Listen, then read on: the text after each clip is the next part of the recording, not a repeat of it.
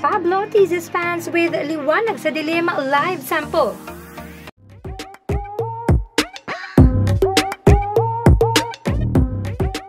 The demand for Pablo's Liwanag sa Dilim version is getting strong. In fact, more and more have been using Liwanag sa Dilim TikTok audio clip na umabot na ito ng almost 24,000 views compared to yesterday's 14,000. At mas lalo pang na-excite ang madla nang maglapag si Pablo ng isang live sample.